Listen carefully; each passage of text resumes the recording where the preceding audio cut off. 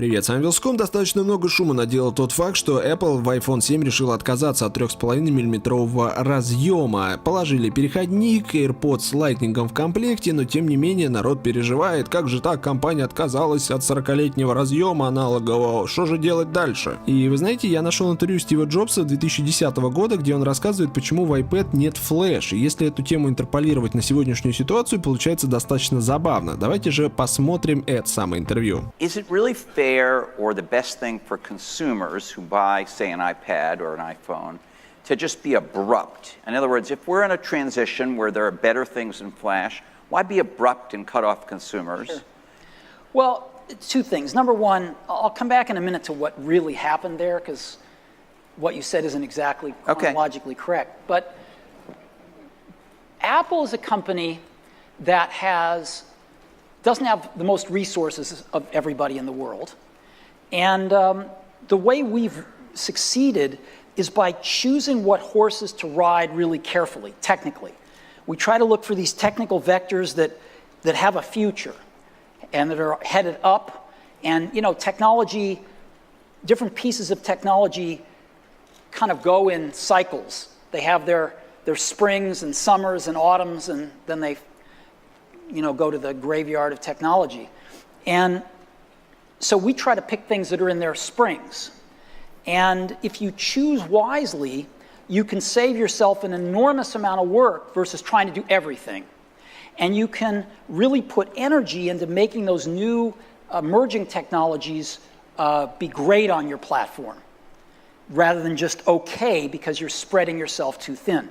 So we have a history of doing that. As an example, we went from the 5-inch floppy disk to the 3.5-inch floppy disk with the Mac. Before other people, right? We were the first to do that. We made the 3.5-inch floppy disk popular. Sony invented it, and we put it in the first products. And there were some good reasons we did that. We got rid of the floppy disk altogether in 1998 with the first iMac. We also got rid of these things called serial and parallel ports, and we were the first to adopt USB, even though Intel had invented it. You first saw it in mass on iMacs. And so we have gotten rid of things. We were one of the first to get rid of optical drives with the MacBook Air. And I think things are moving in that direction as well. And sometimes when we get rid of things like the floppy disk drive on the original iMac, people call us crazy. Or at least premature, maybe. No, they call us crazy. Oh, okay.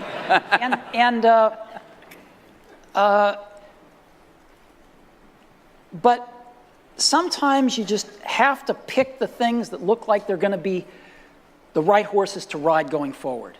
And Flash looks like a technology that had its day, but is waning. It's a Flash site on the web. It probably uses other technologies too, but it doesn't work on the iPad. Mm-hmm. What if people say, the iPad is crippled in this respect? Well, I'd say two things. Number one, things are packages of emphasis.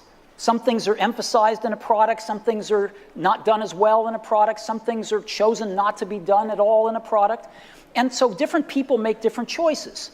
And if the market tells us we're making the wrong choices, we listen to the market. We're just people running this company. We're trying to make great products for people.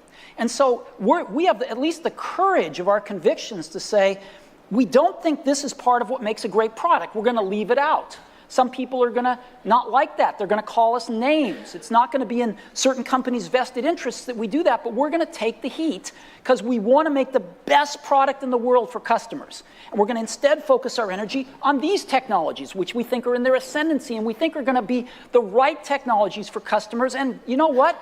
They're paying us to make those choices. That's what a lot of customers pay us to do, is to try to make the best products we can. And if we succeed, they'll buy them. And if we don't, they won't. And it'll all work itself out.